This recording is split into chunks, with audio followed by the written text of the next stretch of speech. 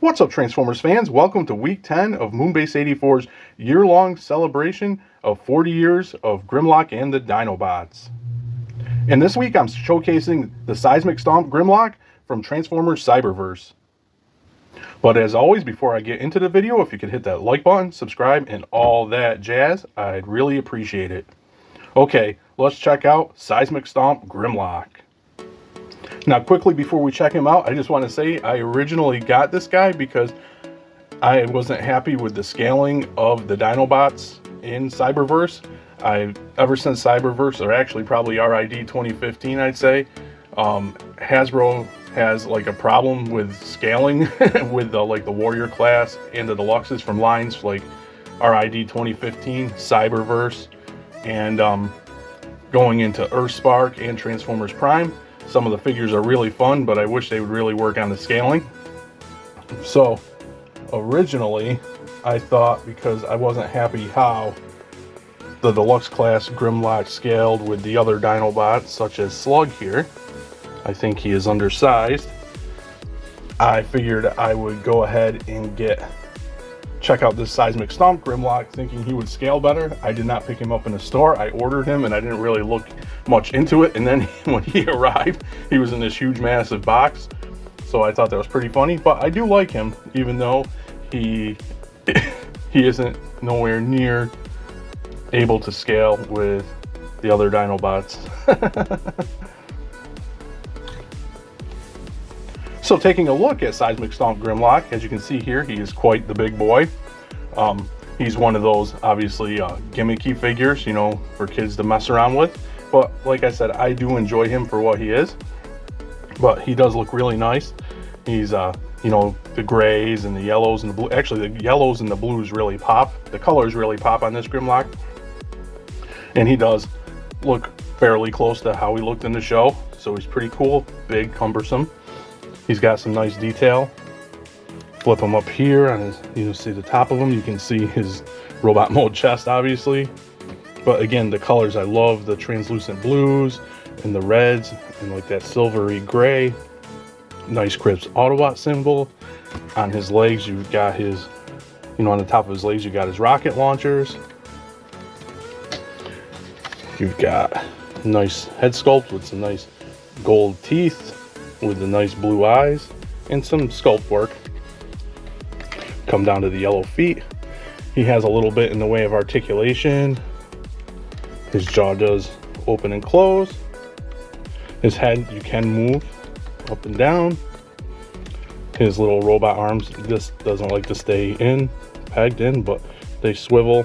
They go out a tiny bit, but not much. And his dino legs do articulate, swing out, rotate down here.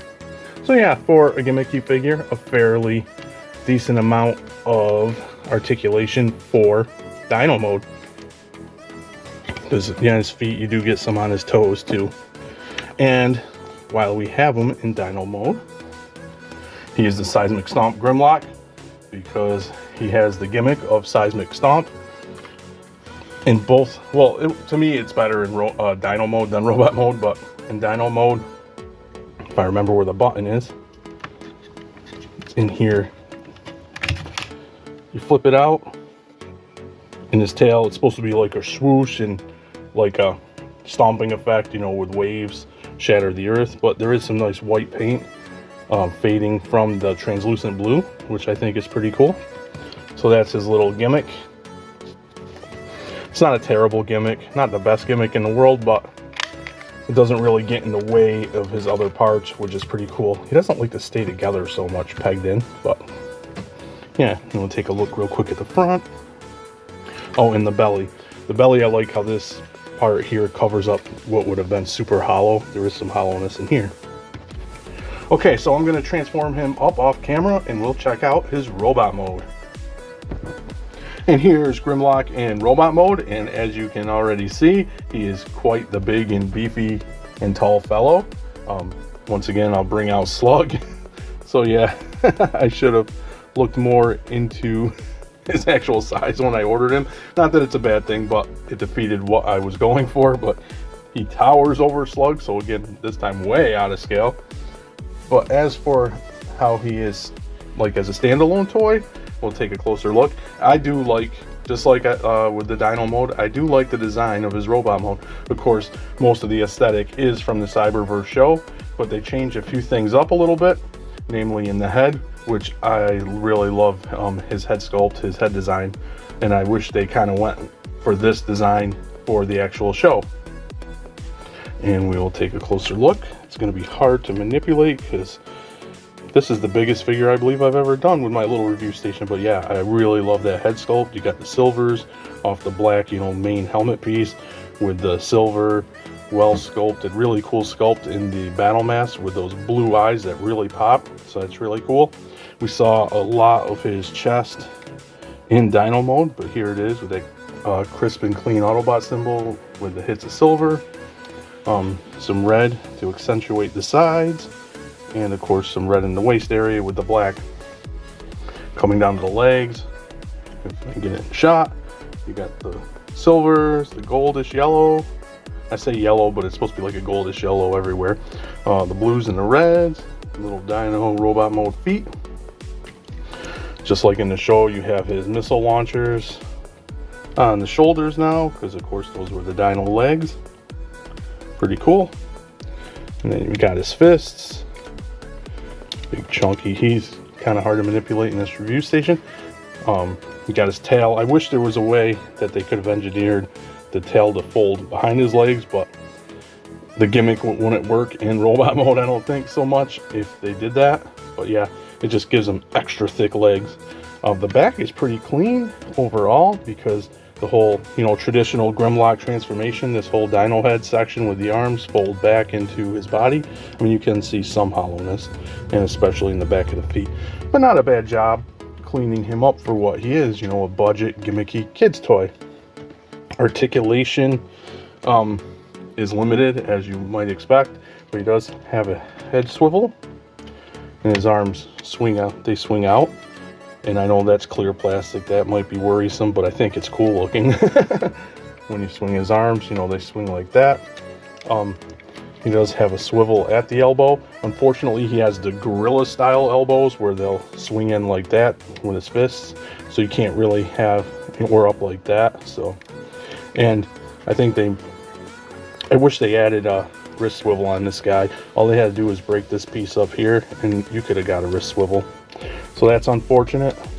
Nothing at the waist, but his legs do the splits that far. This crashes in, obviously. He kicks up, kicks back. He does have a swivel at the knee, and because of the hollowness, even though it does crash into his Dino head, he does have a nice knee bend. His foot can pivot down but not up, and there's no rocker. So limited articulation, but more than sometimes we get with these types of figures. And here he is with the deluxe class Grimlock from Cyberverse, and it's good to see that he got more like paint and color than the deluxe. Like as you can see on the deluxe's Grimlock, there is no paint apps whatsoever on his legs, which is a shame. So this one pops more because they actually had more color to them via plastic and paint, and it's a shame that they didn't decide to do that with the deluxe. So overall, what do I think about the Transformers Cyberverse Seismic Stomp Grimlock? Once in a while, I don't mind picking up a gimmicky figure, you know, like a, I guess, quote-unquote non-collector oriented figure. I think like I always say a lot of the Cyberverse and Earthspark and Transformers 1, you know, on and on, you know what I mean. Warrior class figures can be fun. You know, they do usually have issues, but it doesn't mean that they can't be fun. I think this guy is fun to mess around with. I also forgot to show you that he can Seismic Stomp if I can get it to work in robot mode. And I can't. Usually you can get him to work by stomping down. It's finicky, so that's a shame. I'm not going to keep bashing on him, but it's supposed to work in robot mode as well by stomping. But I think where are the release points? I think there you go. You can flip the little... Where's the one on this one? Oh, right here. So it goes all the way out. You can do it in robot mode as well. I can't get that one to work, but you get the idea. Grimlock's a little finicky. Like I said, a fun gimmicky, I think a fun gimmicky figure, not quote-unquote collector-oriented.